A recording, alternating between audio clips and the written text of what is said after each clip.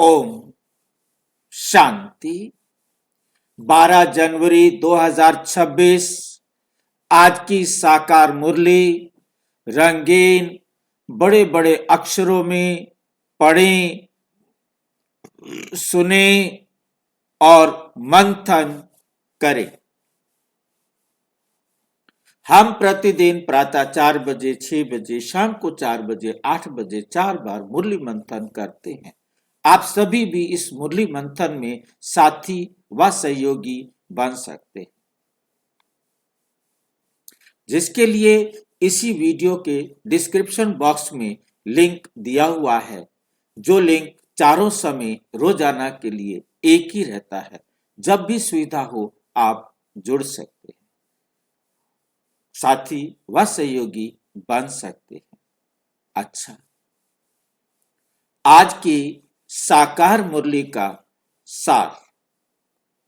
मीठा मीठा बाबा कहते, मीठे बच्चे तुम्हें पावन दुनिया में चलना है। तुम्हें पावन दुनिया में चलना है, इसलिए काम महाशत्रु है। इसलिए काम महाशत्रु है। पावन दुनिया में चलने के लिए काम क्यों महाशत्रु बन गया भाई?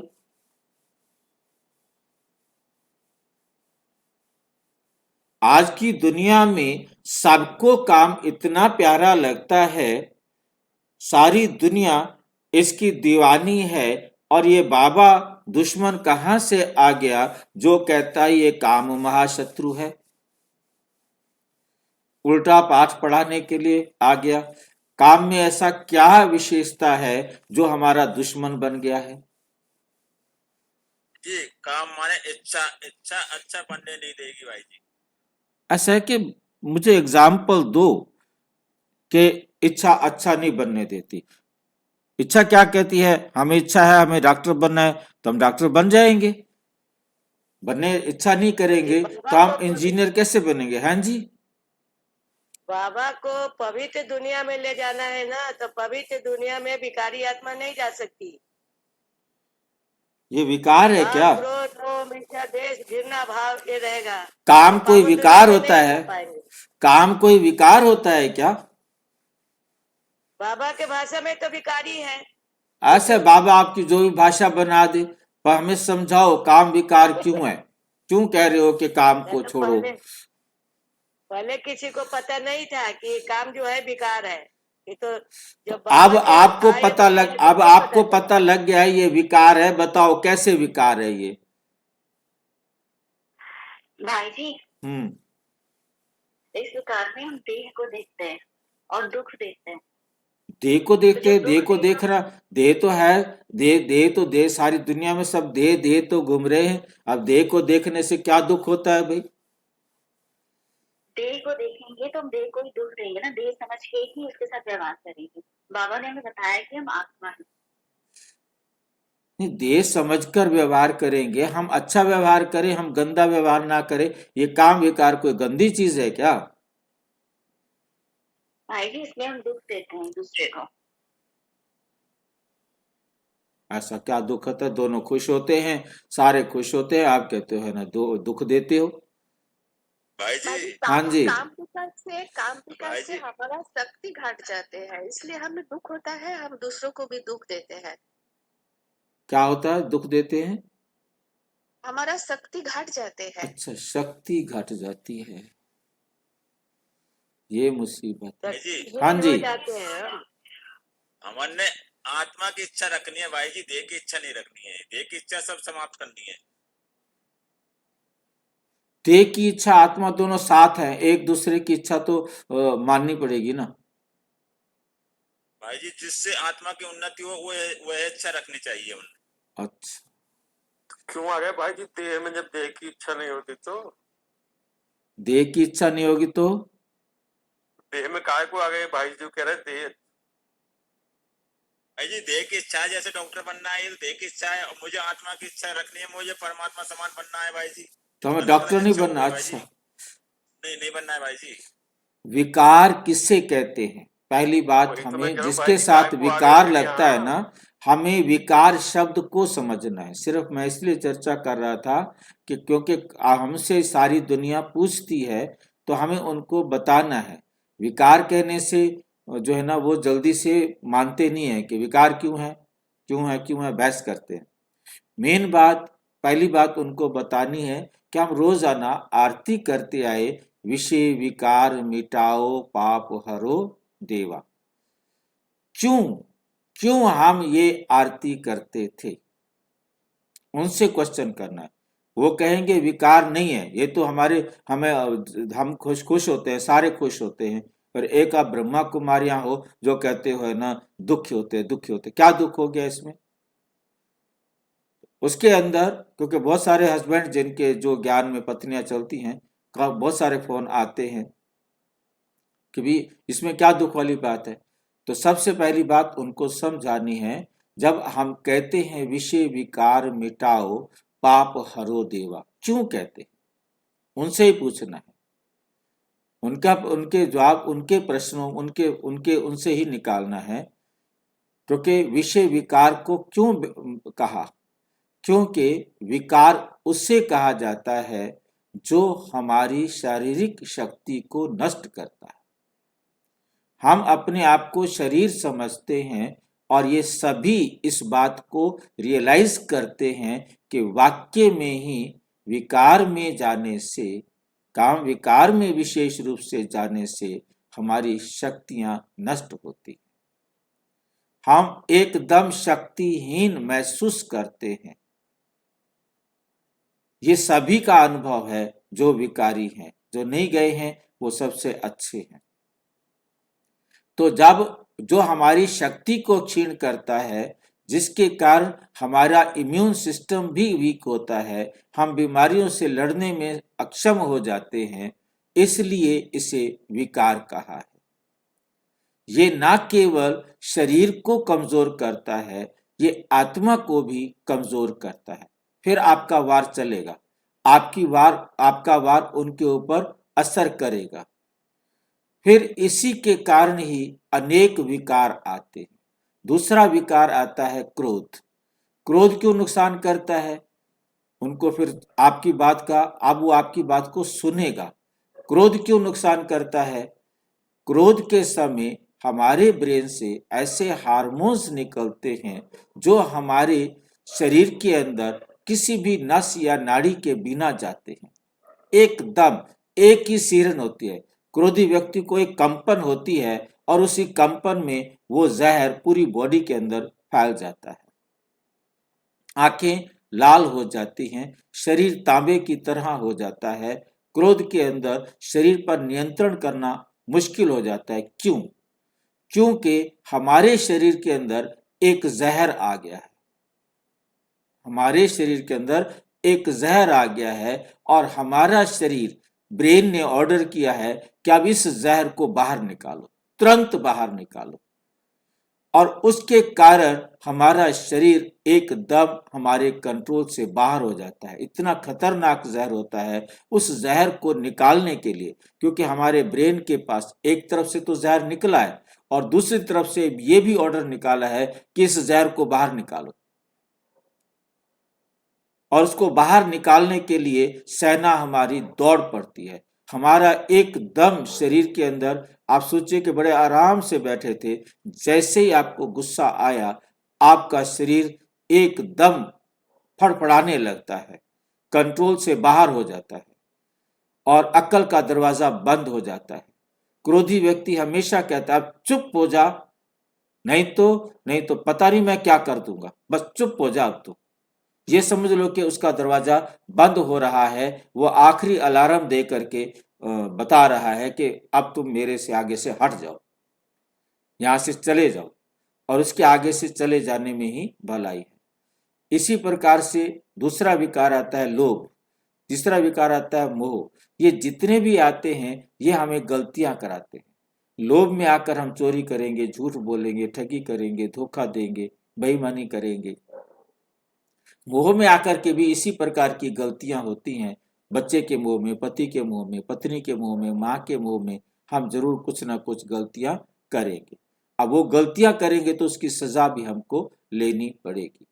अहंकार किया तो नेचुरल है कि आपको गिरना ही है, अहंकारी का सिर नीचा, तो अहंकारी व्यक्ति हमेशा नीचे गिरता है। तो ये सारी बातें, ये विकार इसलिए हैं क्योंकि यह हमारे चरित्र को, हमारे शरीर को, दोनों को नाश करते,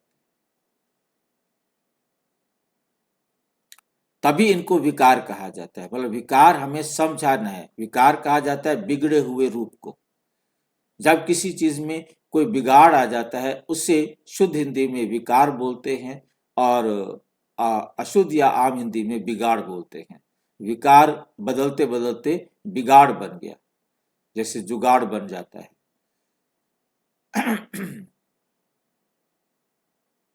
तो हमें समझ में आ गया होगा कि हमने कैसे इस बात को समझना और समझाना है कि काम महाशत्रु है और इस पर जीत पानी है।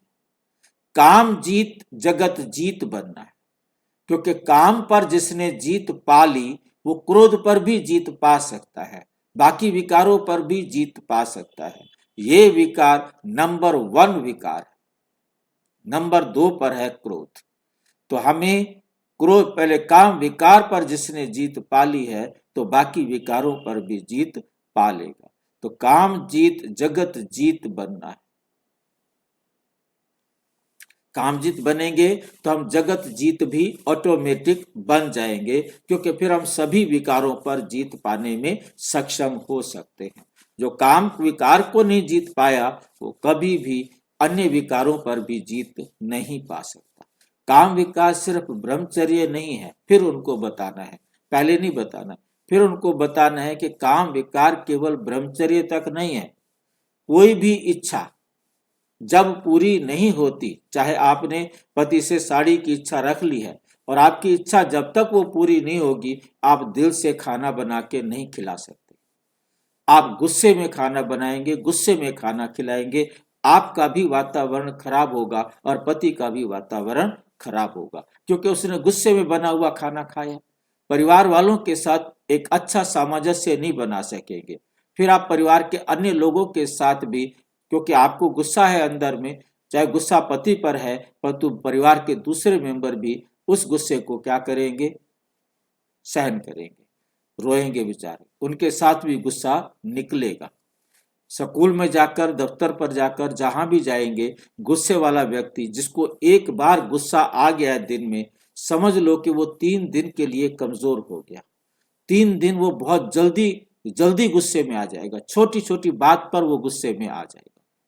और कई लोगों की तो एक नेचर बन जाती है, क्योंकि रोज ही गुस्से में रहते हैं, क्योंकि उन्होंने उस वातावरण को एंजॉय ही नहीं किया।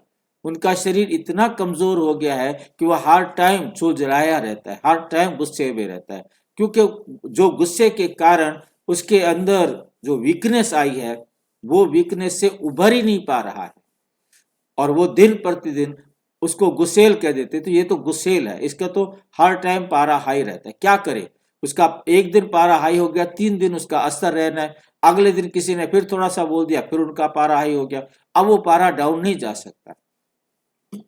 तो इस प्रकार से क्रोध को समझाना है कि कितना नुकसान करता है, पूरे परिवार को भी बर्बाद कर देता है। क्रोध के कारण ही सारे झगड़े होते हैं।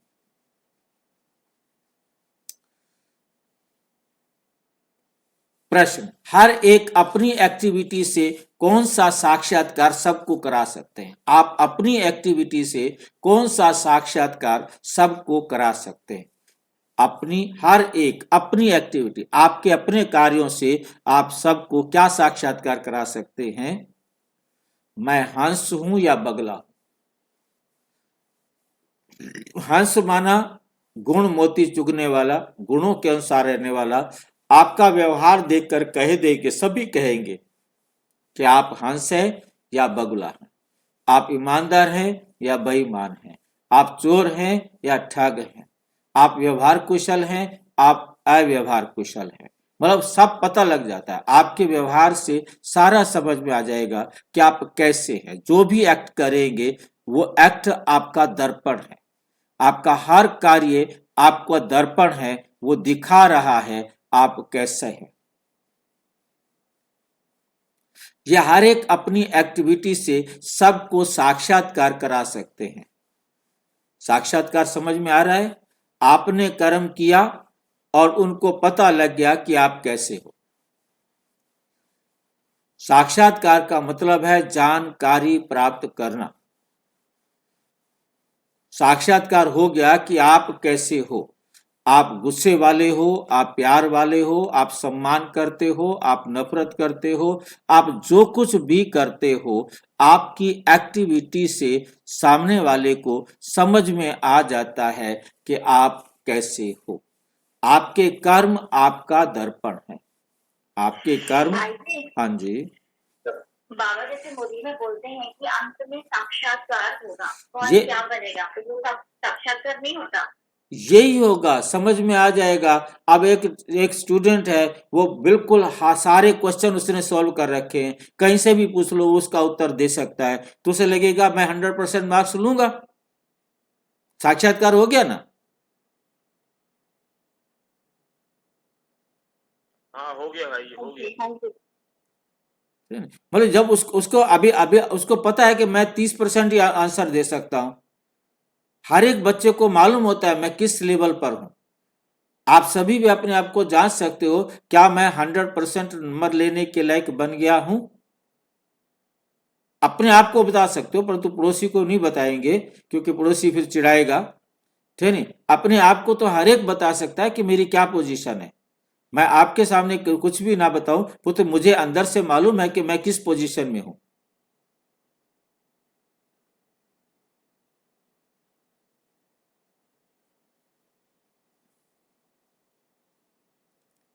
मैं हंस हूं या बगला, ये हर एक अपनी एक्टिविटी से सबको साक्षात्कार करा सकते हैं। क्योंकि हंस कभी किसी को दुख नहीं देंगे, बगुले दुख देते हैं, वो विकारी होते हैं। तुम बच्चे अभी बगुले से हंस बने हो।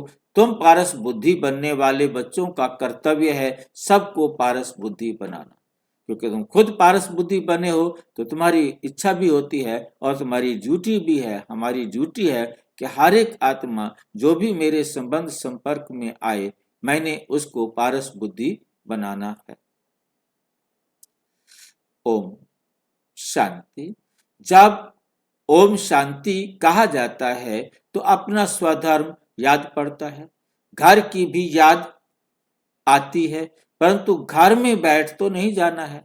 बाप के बच्चे हैं तो जरूर अपना स्वर्ग भी याद करना पड़े।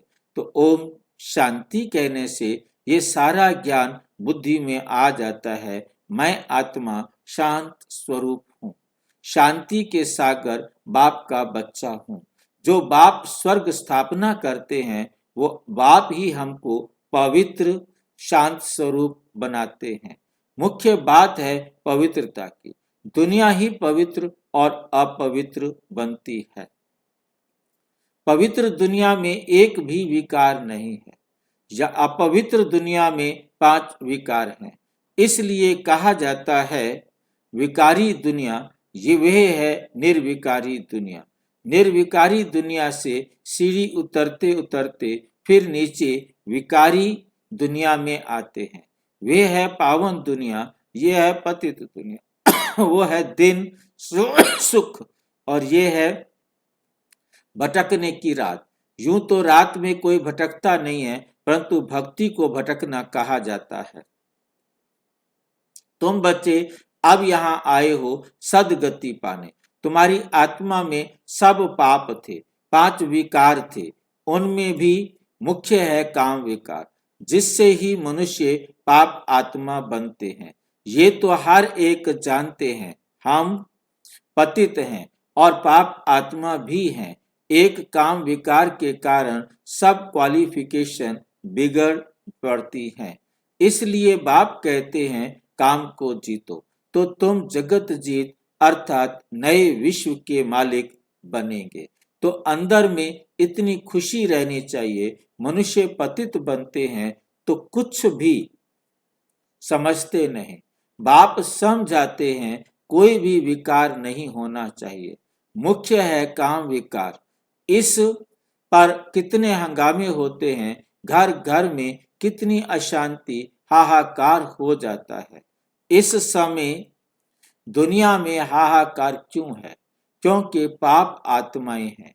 विकारों के कारण ही असुर कहा जाता है। आगे तुम समझते हो, इस समय दुनिया में कोई भी काम की चीज नहीं। भंभोर को आग लगनी है। जो कुछ इन आंखों से देखा जाता है सबको आग लग जाएगी। आत्मा को तो आग लगती नहीं। आत्मा तो सदैव जैसे इंश्योर है, सदैव जीती रहती है। आत्मा को कभी इंश्योर कराते हैं क्या? आत्मा का इंश्योरेंस कोई करता है? शरीर का इंश्योरेंस करवाते हैं, आत्मा का क्यों नहीं कराते? भाई जी आत्मा को कोई जानता ही नहीं। आत्मा को कोई जानता ही नहीं। ऐसी कोई कंपनी नहीं बनी जो इंश्योरेंस करती हो। वो सिर्फ बाबा की कंपनी है। हाँ, यहाँ इंश्योरेंस होता है आत्मा का, है नहीं? बाकी जगहों पर शरीर का इंश्योरेंस होता है। यहाँ जो आता है, जो जितना प्रीमियम देता है उतना उसको इंश्योरेंस मिलता है। और यहाँ ये है कि जो आत्मा अपना इंश्योरेंस कराएगी उसी आत्मा को इंश्योरेंस मिलेगा।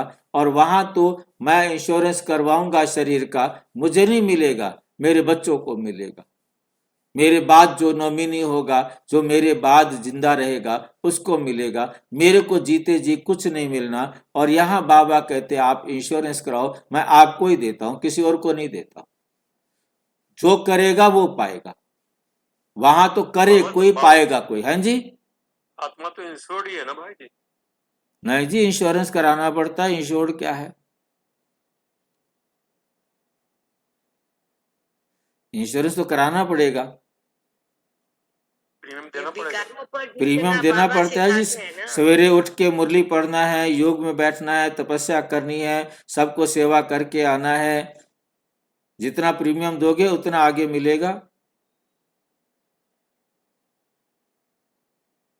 और तो मिलेगा आपको, आप देंगे तो किसी और को नहीं मिलेगा। ये याद रखो, जितना दोगे, जितना अच्छा दोगे प्रीमियम अच्छा मिल जाएगा, जितना खराब प्रीमियम दोगे तो खराब भी मिल जाएगा।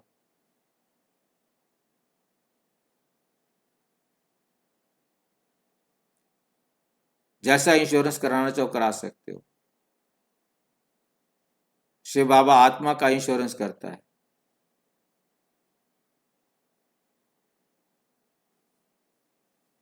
बहकाता बहुत तरीके से, बहुत बड़े तरीके हैं बाबा के बहकाने के। एक मुरली इस पर चली हुई है इंश्योरेंस पर।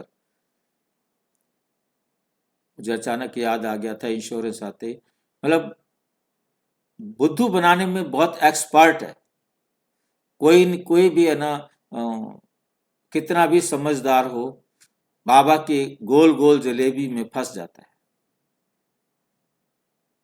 निकल नहीं सकता, क्योंकि उसमें चाशनी भरी हुई है, पकड़ लेता है कहीं ना कहीं से। आत्मा अविनाशी है, बच्चों को समझाया गया है ये खेल है। आत्मा तो ऊपर रहने वाली है, 5 तत्वों से बिल्कुल अलग है। आत्मा का इन 5 तत्वों से कोई मतलब ही नहीं है। ये शरीर जिन 5 तत्वों का बना है, मैं वो हूं ही नहीं। मैं तो इनसे अलग एक छठा महातत्व हूं, जिसे ब्रह्म महातत्व कहते हैं। 5 तत्वों से सारी दुनिया की सामग्री बनती है, आत्मा तो नहीं बनती। आत्मा तो 5 तत्व में किसी तत्व से नहीं बनती। आत्मा सदैव है ही सिर्फ पुण्य आत्मा। आत्मा सदैव है ही सिर्फ पुण्य आत्मा। आत्मा सदा क्या रहती है? पुण्य आत्मा रहती है, पुण्य का काम करती। ब्रह्म तत्व और आत्मा एक ही चीज है भाई जी। आत्मा को ब्रह्म महातत्व कहा गया है। तो एक ही बात हुई ना। हाँ, परंतु ब्रह्म महातत्व जो है ना, परम धाम भी ब्रह्म महातत्व है, परम आत्मा भी ब्रह्म महातत्व है, आत्माएं भी ब्रह्म महातत्व है। हाँ जी, तत्व को ही ब्रह्म तत्व कहते हैं ना क्या हुआ? भाई जी। हाँ हाँ छठे तत्व को ब्रह्म तत्व कहा जाता है ना। हाँ, छठे महातत्व को ब्रह्म महातत्व कहा जाता है। भाई जी आत्मा हमेशा पुण्य काम करती है, फिर हम शरीर में आकर देह ये बांधने की शरीर का गलत काम बच्चा जो हमारे को चिपक जाता है ना, ये सारी गड़बड़ी करता है। मेरे को वो खिलाओ, मेरे लिए कमरा बनाओ, मेरे लिए फलाना लाओ, फलाना लाओ, फलाना लाओ। इसके चक्कर में आकर हम सारी गलतियां करते हैं। ना ये हो, ना इसको खाना ला के देना पड़े, रोटी कपड़ा मकान इस शरीर को चाहिए, आत्मा को तो नहीं चाहिए। इसके चक्कर में आकर हम कोल्हू का बेल बन जाते हैं। सवेरे से लेके शाम तक चक्कर लगाते रहते हैं, काम करते रहते, कमाते रहते, खाते रहते, कमाते रहते। इसी को अच्छा खिलाने के चक्कर में हम चोरी करते हैं, झूठ बोलते हैं, ठगी करते हैं, धोखा देते हैं। इस शरीर के कारण, पापी पेट के कारण क्या करें। भाई हाँ जी।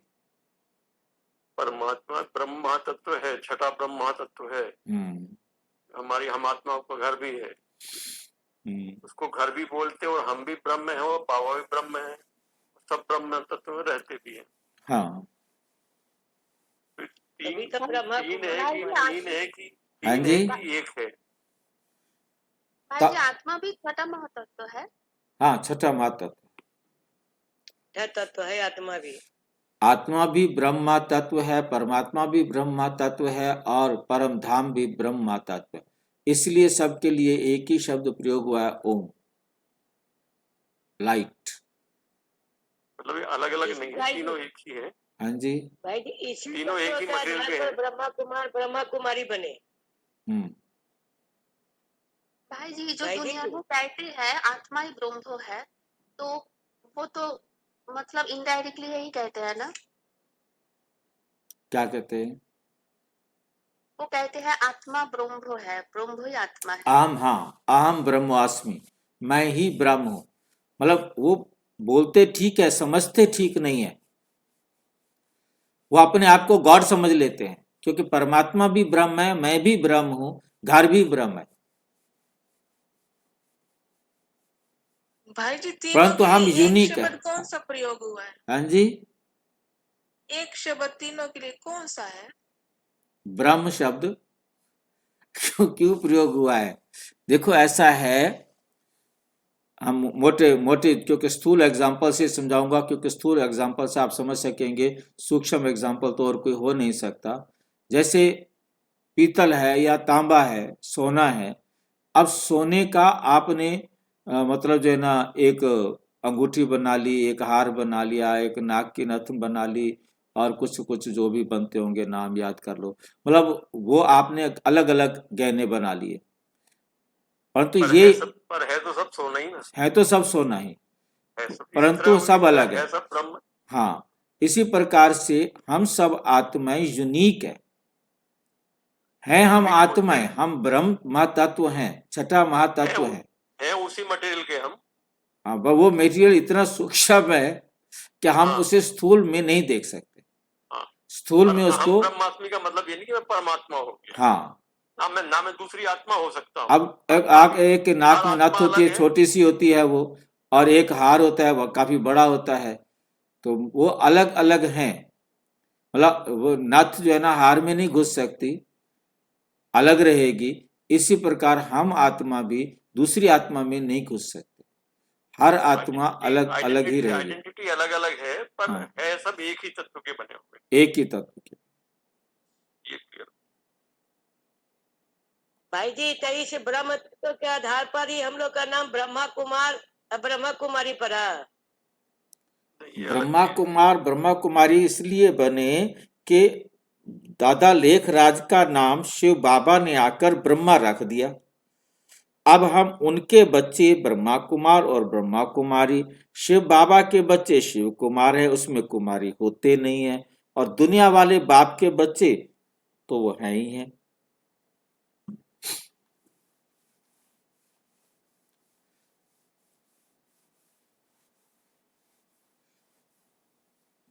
भाई जी हम सब ब्रह्म तत्व से बना हुआ है, पर सब अलग अलग है। हाँ, जी। जैसे कांटे अलग हैं, नथ के अलग है, सिर के ऊपर बांधते हैं वो अलग है, और कहीं पहनते होंगे बछुए सछुए, पता नहीं क्या क्या नाम, समझ सकते हो आप, सारे अलग अलग है ना। ऐसे ही हम आत्माएं भी अलग अलग हैं। बाकी ये स्थूल एग्जाम्पल है, ये इसको परमानेंट हर जगह अप्लाई नहीं कर सकते, ये केवल इतना समझने के लिए अप्लाई करना है, नहीं तो नहीं एक और तरीके से समझा सकता भाई जी। हाँ जैसे जी, पंच तत्व के सब शरीर बने, लेकिन सब शरीर है तो अलग अलग ना। हाँ नहीं है, हाँ, अलग सब अलग पंच तत्व के, 5 सब पंच तत्वों से तत्व के। बने हैं ना, हाँ ये एक तत्व है, हाँ तो इसमें उसमें नहीं, ये एक भले तत्व, है पर जैसे ये अलग अलग है सारे, हाँ भले सब 5 तत्वों के हैं लेकिन है तो अलग अलग ना। परंतु ये पांचों तत्व जो है, पांचों तत्व से बनने के कारण जब एक तत्व अलग हो जाता है तो पांचों तत्वों का बना शरीर भी नष्ट हो जाता है। बिखर जाता है वो तो फिर। इसी प्रकार आत्मा जो छठा तत्व है वो इस शरीर से निकल जाता है तो ये शरीर भी नष्ट हो जाता है। हम ये मोटे रूप से कह सकते हैं कि ये शरीर 6 तत्वों का बना है। छठा महातत्व है आत्मा। आत्मा जब तक ना आए तब तक ये शरीर जीवित नहीं रहता। आत्मा निकलते ही ये शरीर बिखर जाएगा, खत्म हो जाएगा। छठा महातत्व जो है, आत्मा जो है, वो इस शरीर को जोड़ करके रखती है, चिपका कर रखती है, इसको जीवित रखती है। उसके निकलते ही ये शरीर किसी काम का नहीं रहता है। और मोटे तौर पे ये भी समझ कर आत्मा परमात्मा में मिल गई, 5 तत्व में मिल गए, हालांकि वो नहीं मिलती है। हाँ, आत्मा परमात्मा में मिल नहीं सकता।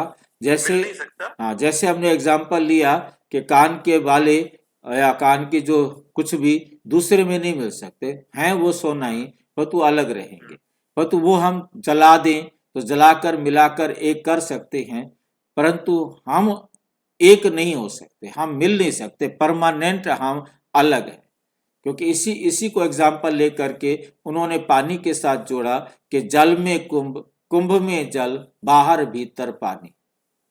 कुंभ में भी पानी है, समुद्र में भी पानी है, बाहर भी जल में कुंभ, पानी में, समुद्र में कुंभ है, घड़ा है, और घड़े के अंदर भी पानी है, घड़े के बाहर भी पानी है, अंदर बाहर पानी। पानी में डूबा है सब। हाँ, फूटा कुंभ, उसको कहते हैं। जैसे आत्मा आपके शरीर में है, आत्मा बाहर है, क्योंकि पहले हम ऐसे ही समझते थे, आत्मा बाहर भी है, आत्मा अंदर भी है। आत्मा और परमात्मा कहते हैं ना, परमात्मा कण कण में, जरे जरे में, बाहर भी है और अंदर भी है। उसी तरीके से जैसे घड़े के बाहर भी पानी है, अंदर भी पानी है, तब तक वो अलग दिखाई देता है। जब मटका फूट जाता है तो पानी पानी में मिल जाता है।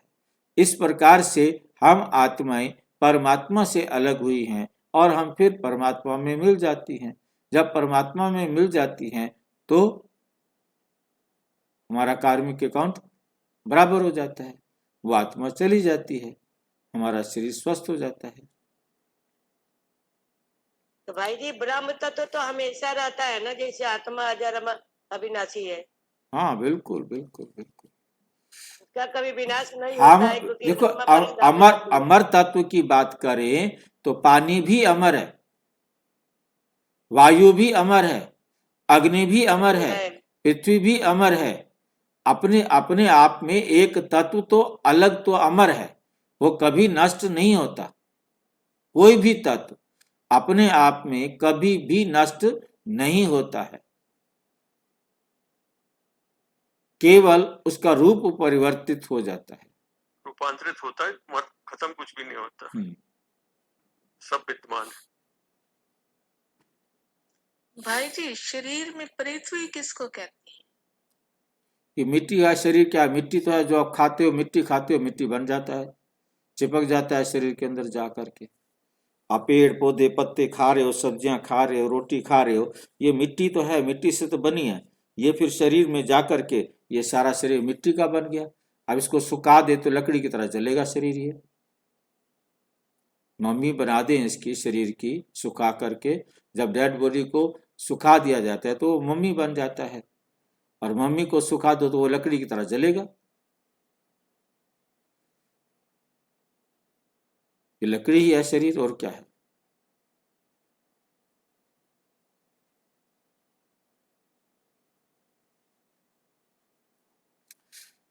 दुनिया की सामग्री बनती है, दुनिया की सामग्री बनती है, आत्मा तो नहीं बनती है। सामग्री बनना और आत्मा बनना में क्या अंतर है? सामग्री कहने का मतलब दुनिया में जितने सामान है, सामग्री में ढेर सारी चीजें मिलाई जाती हैं। कोई चीज बनानी है, मिला करके बनाएंगे तो उस पर तो वो नष्ट हो जाएगा ना। एक से दो तत्व मिलकर कोई भी चीज बनी, हम इस बात को जान चुके हैं, वो नष्ट हो जाएगी, क्योंकि कभी भी वो अलग होंगे, वो चीज नहीं रहेगी। तो इसी प्रकार आत्मा स्वयं अपने आप में सदा थी, है और रहेगी। ये पांचों तत्व भी सदा थे, हैं और रहेंगे। परंतु एक से अधिक तत्व मिलाकर जो भी हम नई चीज बनाएंगे वो जल्दी ही नष्ट हो जाएगी, अपने समय पर। जल्दी नहीं तो कुछ समय के बाद खत्म होना ही है उसको। वो टेम्परेरी होगी इस बार, मिक्स नहीं हो सकती। मिक्स होने के बाद तब तक रहेगी जब तक मिक्स रहेगा। जैसे उसमें से एक भी चीज निकाल लिया तो खत्म। जैसे हमने एग्जांपल लिया था विज्ञान के अंदर, साइंस के अंदर, एक प्रैक्टिकल एग्जांपल है कि आप टिन, लीड और कॉपर, इन तीन चीजों को मिलाएंगे तो आपका पीतल बन जाएगा। पीतल बनता है, ठीक है। अब पीतल बन गया तीन चीजों को मिलाने से। अब हमने उसमें से एक चीज निकाल दी तो अब वो पीतल नहीं रहा। बेशक वो धातु रही, परंतु उसका नाम पीतल नहीं होगा, क्योंकि दो धातुएं मिली हैं। दोनों धातुएं मिलकर के एक नई चीज उन्होंने बना दी है, नई धातु बना दी है, परंतु तब तक वो दो रहेंगी नहीं। उसमें उतना ही तांबा है, उतना ही टिन है, परंतु जब तक दो धातु मिली हुई हैं तब तक वो एक नया रूप रहेगा। परंतु जैसे ही उसमें से एक अलग हुआ तो दूसरा भी अलग अपने आप ही हो जाएगा। तो इसी प्रकार ये पांच तत्वों से बना हुआ शरीर है, इसमें से आत्मा अलग होती है तो भी शरीर नष्ट हो जाता है, और किसी और तत्व को भी अलग करेंगे, हम इस शरीर को दबा करके पानी सारा निकाल दें या वायु सारी निकाल दें तो ये शरीर नहीं रहेगा।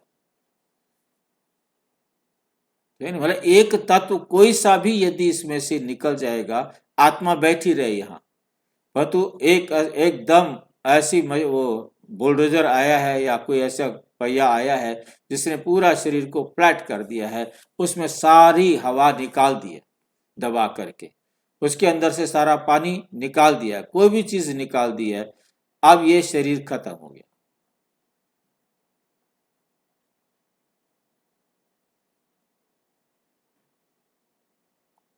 आत्मा सदैव है ही है, सिर्फ पुण्य आत्मा पाप आत्मा बनती है। आत्मा पर ही नाम पड़ता है, पुण्य आत्मा पाप आत्मा। पांच विकारों से कितना, पांच विकारों से कितने गंदे बन जाते हैं। अब बाप आए हैं पाप से छुड़ाने। विकार ही सारा करैक्टर बिगाड़ते हैं। ये विकार ही हमारे क्या करते हैं, हमारे करैक्टर को बिगाड़ते हैं। मतलब ये बात हमने उनको समझानी है, इन विकारों से हमारा चरित्र बिगड़ता है। करैक्टर किसको कहा जाता है ये भी दुनिया वाले समझते नहीं। ये है ऊंचते ऊंच रूहानी गवर्नमेंट, ये है ऊंचते ऊंच रूहानी गवर्नमेंट। पांडव गवर्नमेंट ने कहा तुमको ईश्वरीय गवर्नमेंट कह सकते हैं, तुमको क्या कह सकते हैं, ईश्वरीय गवर्नमेंट कह सकते हैं। तुम समझते हो हम ईश्वरीय गवर्नमेंट हैं। ईश्वरीय गवर्नमेंट क्या करती है, आत्माओं को पवित्र बनाकर देवता बनाती है, आत्माओं को पवित्र बनाकर देवता बनाती है। नहीं तो देवता कहां से आए ये कोई भी नहीं जानते हैं। तो ये भी मनुष्य, परंतु देवता कैसे थे, किसने बनाया। देवताएं तो होते ही हैं स्वर्ग में, तो उन्हों को स्वर्गवासी किसने बनाया, स्वर्ग में रहने लायक कैसे बने। स्वर्गवासी फिर जरूर नरकवासी बनते हैं, फिर स्वर्गवासी बनते हैं। ये भी तुम नहीं जानते थे, ये भी तुम नहीं जानते थे। फिर कैसे जानेंगे, अब तुम समझते हो कि ड्रामा बना हुआ है, इतने सब एक्टर्स हैं, इतने सब एक्टर्स हैं, सब बातें बुद्धि में होनी चाहिए, बातें बुद्धि में होनी चाहिए, पढ़ाई तो बुद्धि में होनी चाहिए ना। पवित्र भी जरूर बनना है, पवित्र भी जरूर बनना है। पतित बनना बहुत खराब बात है, आत्मा ही पतित बनती है, एक दो में पतित बनते हैं।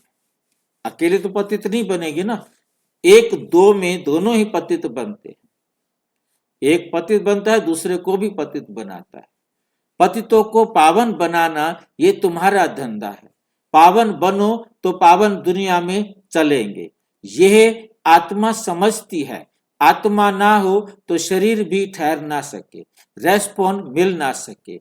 आत्मा जानती है हम असुल पावन दुनिया के रहवासी हैं। अभी बाप ने समझाया है तुम बिल्कुल ही बेसमझ थे, इसलिए पतित दुनिया के लायक बन पड़े हो। अब जब तक पावन नहीं बनेंगे तब तक स्वर्ग के लायक नहीं बन सकेंगे। स्वर्ग की भेंट भी संगम पर की जाती है, वहां थोड़े ही भेंट कर सकेंगे। इस संगम पर ही तुमको सारा ज्ञान मिलता है, पवित्र बनने का हथियार। पवित्र बनने का हथियार मिलता है। एक को ही कहा जाता है पतित पावन। बाबा हमको ऐसा पावन बनाओ। ये स्वर्ग के मालिक है ना, तुम जानते हो हम ही स्वर्ग के मालिक थे, फिर 84 जन्म लेकर पतित बने। फिर 84 जन्म लेकर क्या बने? पतित बने हैं। श्याम और सुंदर इनका नाम भी ऐसा रखा है। श्री कृष्ण का चित्र श्याम बना देते हैं, परंतु अर्थ थोड़े ही समझते हैं। कृष्ण की भी तुम कितनी क्लियर समझानी मिलती है। कृष्ण की भी तुमको कितनी क्लियर समझानी मिलती है। इनमें दो दुनियाएं कर दी हैं। इनमें क्या कर दिया है? दो दुनियाएं कर दी हैं। वास्तव में दो दुनियाएं तो हैं नहीं। वास्तव में दो दुनिया तो है ही नहीं। दुनिया एक ही है, वह नई और पुरानी होती है। पहले छोटे बच्चे नए होते हैं, फिर बड़े बन बूढ़े होते हैं। तो तुमको कितना माथा मारते हो समझाने के लिए अपनी राजधानी स्थापन कर रहे हो ना। लक्ष्मी नारायण ने समझा है ना, समझ से कितने मीठे बने हैं। किसने समझाया? भगवान ने। लड़ाई आदि की तो बात ही नहीं। भगवान कितने समझदार नॉलेजफुल हैं, कितना पवित्र हैं। शिव के चित्र के आगे सब मनुष्य जाकर नमन करते हैं, परंतु ये कौन है, क्या करते हैं, ये कोई भी नहीं जानते। शिव, काशी, विश्वनाथ, गंगा, बस सिर्फ कहते रहते हैं, अर्थ जरा भी नहीं समझते। समझाओ तो कहेंगे तुम क्या हमको समझाएंगे, हम तो वेद शास्त्र आदि सब पढ़े हैं। परंतु राम राज्य किसको कहा जाता है ये कोई भी नहीं जानते। राम राज्य सतयुग नई दुनिया को कहा जाता है। तुम्हारे में भी नंबरवार हैं, जिनको धारणा होती है, कोई तो भूल भी जाते हैं, क्योंकि बिल्कुल ही पत्थर बुद्धि। फिर क्या बन गए हैं? एकदम पत्थर बुद्धि बन जाते हैं। क्योंकि बिल्कुल ही पत्थर बुद्धि बन गए हैं, तो अब पारस बुद्धि जो बने हैं उनका काम है औरों को भी पारस बुद्धि बनाना। पत्थर बुद्धि की एक्टिविटी वही चलती रहेगी, क्योंकि हंस और बगुले हो गए ना। हंस और बगुले हो गए ना। हंस कभी किसको दुख नहीं देते और बगुले दुख देते हैं। कई हैं जिनकी चाल ही बगुले मिसल है, कई हैं ऐसे जिनकी चाल ही बगुले मिसल होती है। उनमें सब विकार होते हैं। यहां भी ऐसे बहुत विकारी आ जाते हैं, जिनको असुर कहा जाता है। जिनको क्या कहा जाता है? असुर कहा जाता है। पहचान नहीं रहती है। बहुत सेंटर्स पर भी विकारी आते हैं, बहाना बनाते हैं, हम ब्राह्मण हैं। हम कौन हैं? हम ब्राह्मण हैं। परंतु झूठ है। झूठ इसको कहा ही जाता है झूठी दुनिया। वह नई दुनिया सच्ची दुनिया है, अभी है संगम। कितना फर्क रहता है। जो झूठ बोलने वाले, झूठा काम करने वाले हैं, वो थर्ड ग्रेड बनते हैं।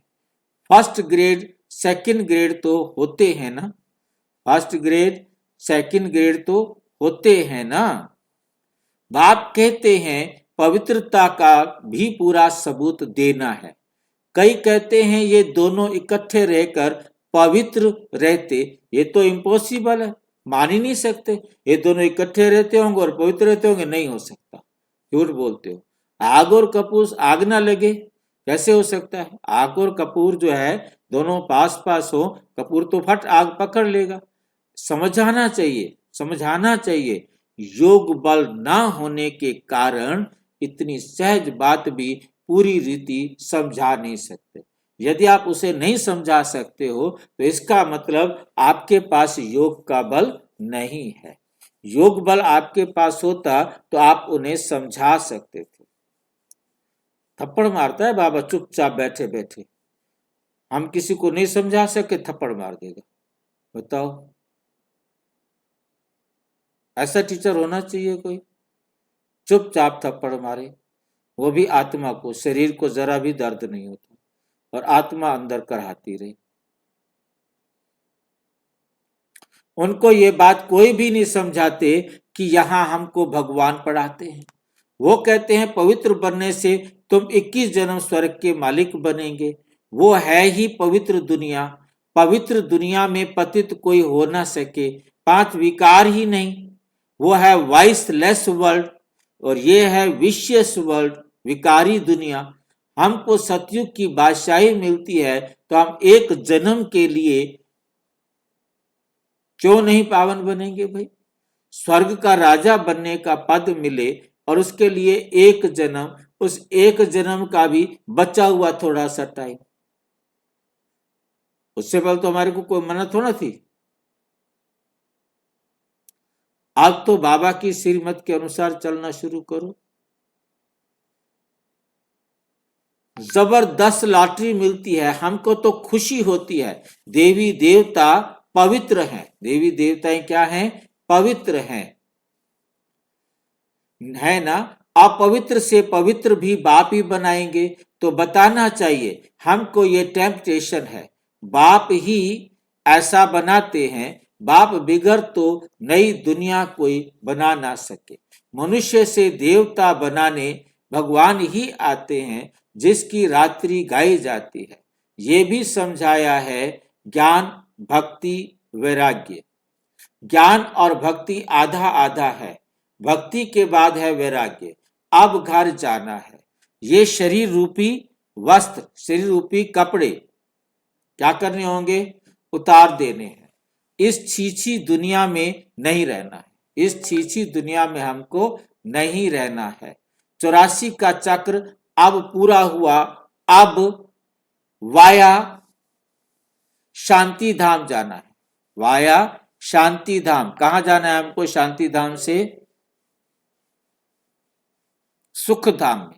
हमने वाया शांति धाम जाना है, सुख धाम। पहले हम शांति धाम जाएंगे, 1 साल कम से कम आराम करेंगे और फिर हम इस दुनिया में आ जाएंगे। जिन्होंने कम तैयारी की होगी, कम पवित्र बनाया होगा, उतना ज्यादा समय शांति धाम में विश्राम करके आएंगे, क्योंकि थकावट हो जाती है ना। पहले पहले अल्लाह की बात नहीं भूलनी। पहली बात है अल्लाह माना अल्लाह, उसकी कोई भी बात हमें भूलनी नहीं। ये भी बच्चे समझते हैं कि यह पुरानी दुनिया खत्म होनी है, बाप नई दुनिया स्थापन करते हैं। बाप अनेक बार आए हैं, एक बार नहीं, अनेक बार आए हैं स्वर्ग स्थापन करने। स्वर्ग की स्थापना करने नरक का विनाश हो जाना है। नरक कितना बड़ा है, नरक कितना बड़ा है, स्वर्ग कितना छोटा है। नई दुनिया में एक ही धर्म होता है, यहां है अनेक धर्म। एक धर्म किसने स्थापन किया?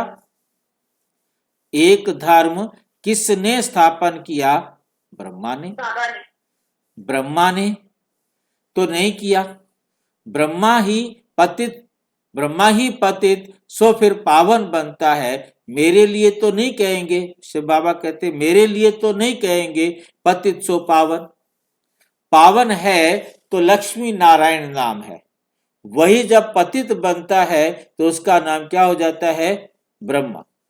इसलिए कहा जाता है ब्रह्मा का दिन और ब्रह्मा की रात। नारायण का दिन और नारायण की रात नहीं कहा जाता, ब्रह्मा का दिन और ब्रह्मा की रात। ब्रह्मा ही पवित्र बनता है और ब्रह्मा ही फिर पतित बनता है। शिव बाबा को अनादि क्रिएटर कहा जाता है। शिव बाबा को कहा जाता है अनादि क्रिएटर। इस ड्रामा का अनादि क्रिएटर है। अनादि अक्षर दिन में तो होता नहीं। हाँ जी, ब्रह्मा शिव बाबा है ना। ब्रह्मा का दिन सतयुग से शुरू होता है। सतयुग से जब से जन्म लेता है कृष्ण के रूप में, विष्णु बनते ही उसका चालू हो जाता है।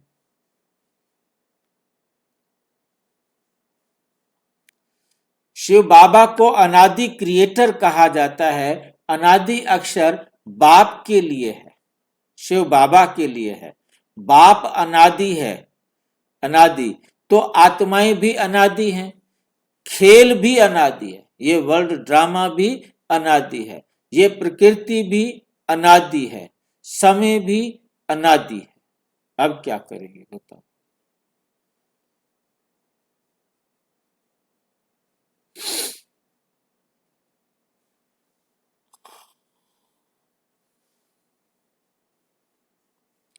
बना बनाया ड्रामा है। स्वयं आत्मा को सृष्टि चक्र के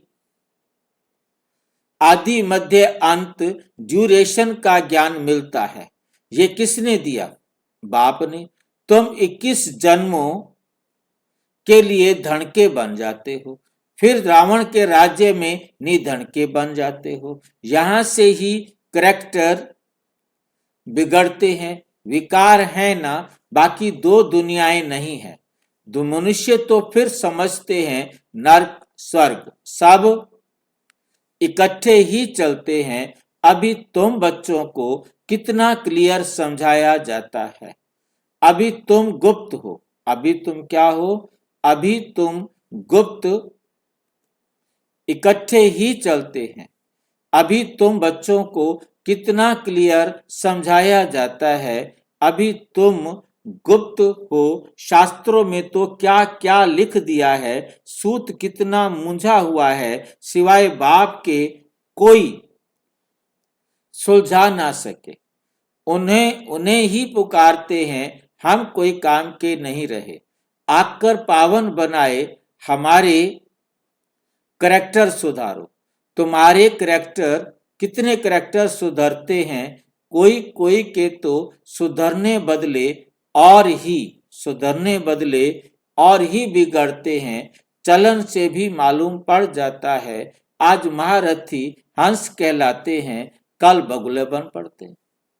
आज महारथी हंस कहलाते हैं और कल फिर बगुले भाई जी बन जाते हैं। हाँ जी, नेट चला गया था बीच में, आपसे ब्रह्मा का दिन और ब्रह्मा की रात पूछा था। क्या चला गया था? ब्रह्मा का दिन रात क्यों कहते? ब्रह्मा दिन में तो होता नहीं। ब्रह्मा दिन में नहीं होता। ब्रह्मा की आत्मा, जो आत्मा है वो पार्ट बजाती है। ब्रह्मा कोई वो नहीं है कि ब्रह्मा, तो उसको नाम दिया गया। नहीं, आप नारायण का दिन रात, नारायण का नहीं कहेंगे, नारायण का दिन या नारायण की रात नहीं कहेंगे। मतलब ब्रह्मा का दिन, ब्रह्मा की रात कहेंगे, क्योंकि ब्रह्मा की आत्मा का रोल चलता है। 84 ब्रह्मा सो विष्णु, विष्णु सो ब्रह्मा। विष्णु के रूप में पार्ट तो ब्रह्मा नहीं बजाना है। विष्णु कोई शरीर तो आत्मा तो है ही नहीं। ब्रह्मा, विष्णु, शंकर, ये तीनों आत्माएं तो है ही नहीं। हाँ, है तो एक ही आत्मा। है तो एक ही आत्मा। तो ये एक ही आत्मा सारा पार्ट बजाती है। प्रैक्टिकल पार्ट तो विष्णु बनने के बाद नारायण बनती है, तब से पार्ट शुरू होता है।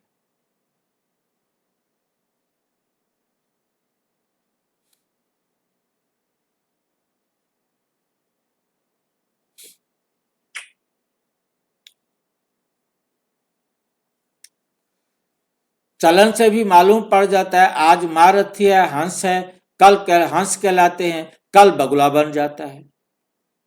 देरी नहीं लगती है। माया भी गुप्त है ना, क्रोध कोई देखने में थोड़ी आता है। भों भों करते हैं तो फिर वे बाहर निकलने से दिखाई पड़ता है। फिर आश्चर्यवत सुनंती कथनती भगंती हो जाते हैं। कितना गिरते हैं, एकदम पत्थर बुद्धि बन जाते हैं। इंद्रप्रस्थ की भी बात है ना, मालूम तो पड़ ही जाता है। ऐसा फिर सभा में नहीं आना चाहिए। थोड़ा बहुत ज्ञान सुना है तो स्वर्ग में आ जाते हैं। ज्ञान का विनाश नहीं हो सकता, ज्ञान का विनाश नहीं हो सकता।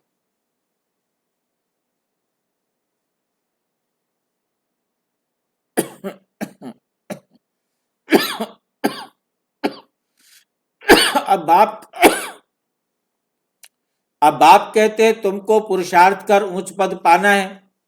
अगर विकार में गए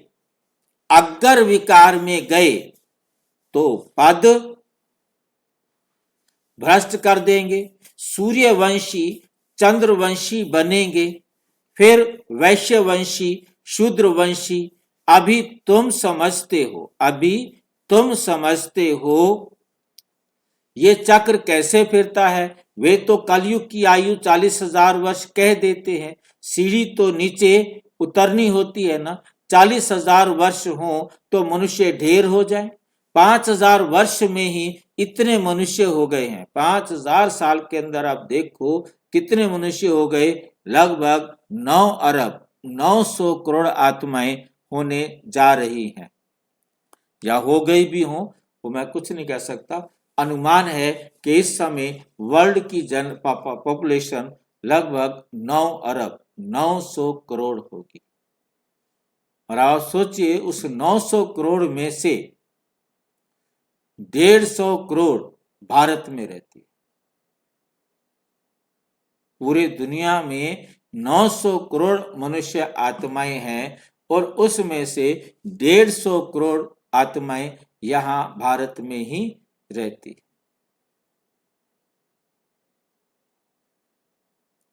एक ही देश में।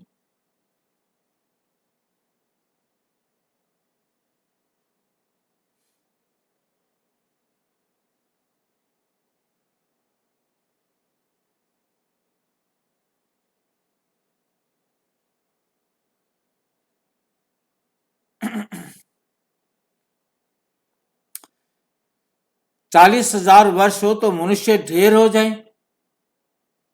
अभी देखो 50-50 100-100 मंजिल के मकान बनाए हैं। धरती है ही नहीं हमारे पास रहने के लिए।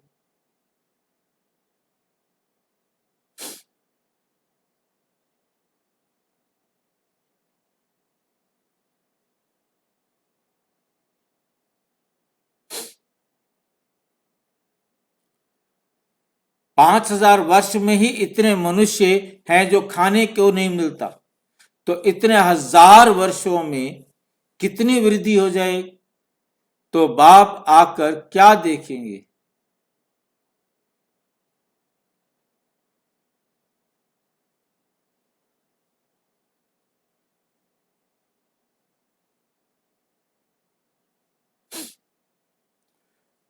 तो कितने 1,000 वर्षों से कितनी वृद्धि हो जाए तो बाप आकर धीरज देते हैं। पतित मनुष्यों को तो लड़ना ही है, उन्हों की बुद्धि इस तरफ आ नहीं सकती। वो तो लड़ेंगे, वो इधर कैसे आएंगे।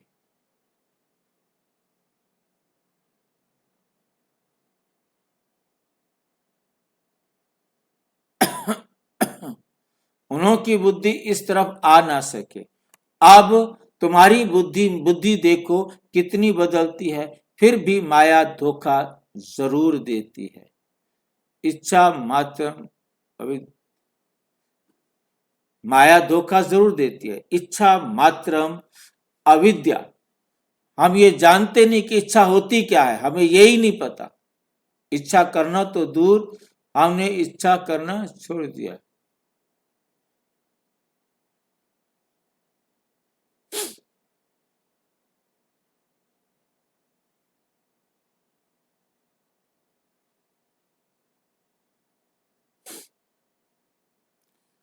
कोई इच्छा की तो गया, इच्छा की तो गया, वर्थ नॉट ए पेनी,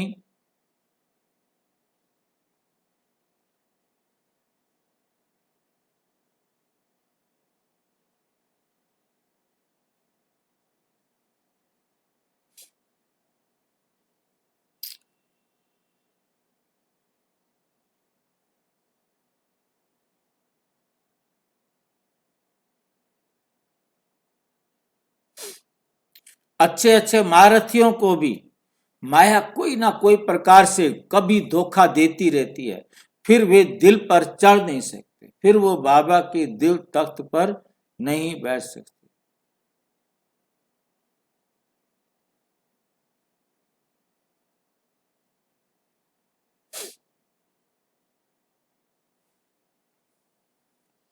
फिर वे दिल पर चढ़ नहीं सकते। जैसे लौकिक माँ बाप के दिल पर नहीं चढ़ते, तो कोई तो बच्चे ऐसे होते हैं जो बाप को भी खत्म कर देते, मार डालते हैं, परिवार को भी खत्म कर देते हैं। महान पाप आत्मा रावण क्या पाप करता होगा।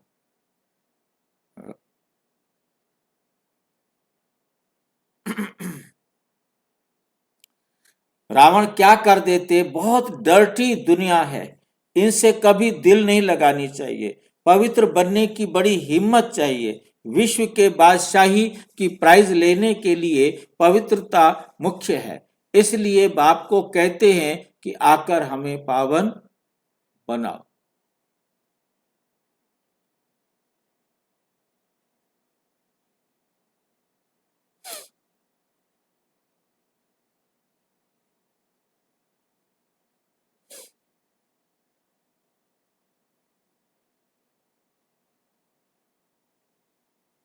बाप को कहते हैं कि आकर के पावन बनाओ, इसलिए तो बाप आकर पावन बनाते हैं। अच्छा, मीठे मीठे सिक्की लते बच्चों प्रति माता पिता बाप दादा का याद प्यार और गुड मॉर्निंग। रूहानी बाप की रूहानी बच्चों को नमस्ते। हम रूहानी बच्चों की रूहानी बाप दादा को नमस्ते नमस्ते नमस्ते। धारणा के लिए मुख्य सार। नंबर 1, माया के धोखे से बचने के लिए इच्छा मात्रम अविद्या बनना है। इस डर्टी दुनिया से दिल नहीं लगानी है, पवित्रता का पूरा पूरा सबूत देना है। सबसे ऊंचा करैक्टर ही पवित्रता है। अपने आप को सुधारने के लिए जरूर पावन बनना है। वरदान, त्रिकालदर्शी स्थिति में स्थित रहे, सदा अचल और साक्षी रहने वाले नंबर 1 तकदीरवान भव। त्रिकालदर्शी स्थिति में स्थित होकर हर संकल्प हर कर्म करो और फिर हर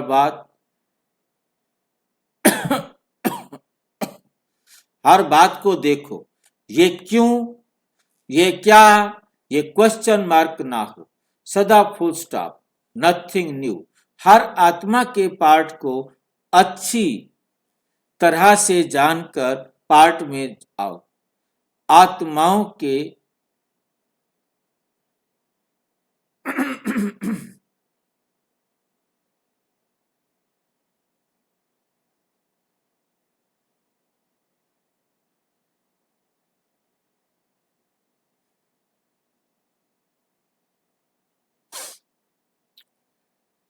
आत्माओं के संबंध संपर्क में आते न्यारे और प्यारे भाव।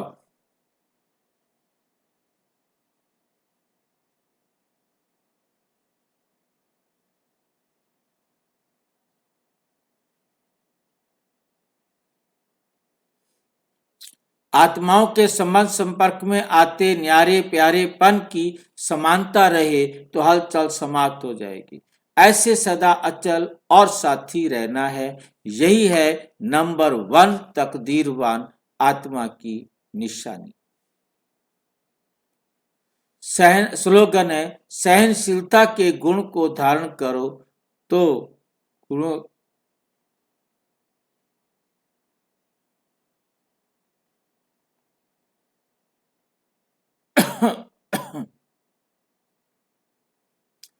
साकार मुरली है 12 जनवरी 2026।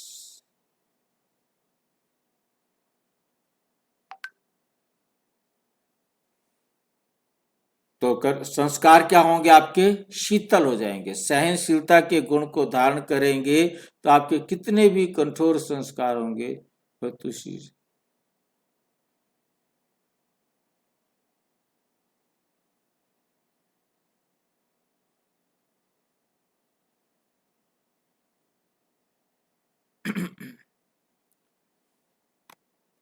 अव्यक्त इशारे, इस अव्यक्त मास में बंधन मुक्त रहे, जीवन बंधन मुक्त रहना है।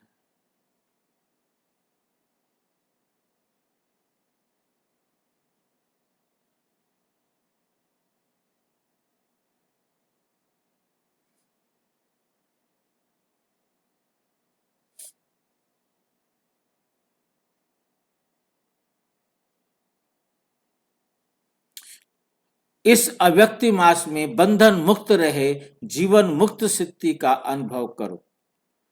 आप लोगों का स्लोगन है मुक्ति और जीवन मुक्ति हमारा जन्म सिद्ध अधिकार है।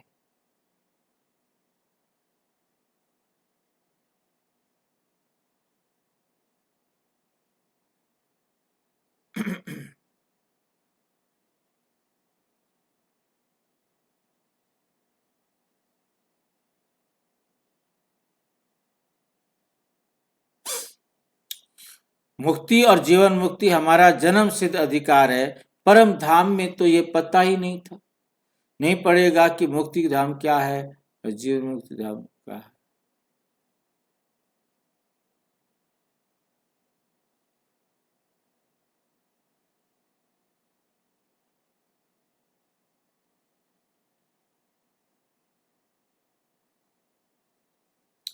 इसका अनुभव इस ब्राह्मण जीवन में भी करना है। अच्छा, ओम शांति। और विस्तार से जानने के लिए प्रजापिता ब्रह्मा कुमारी ईश्वरीय विश्वविद्यालय के किसी भी सेवा केंद्र पर संपर्क करें और यदि कोई प्रश्न है तो 9213106986 पर केवल प्रश्न।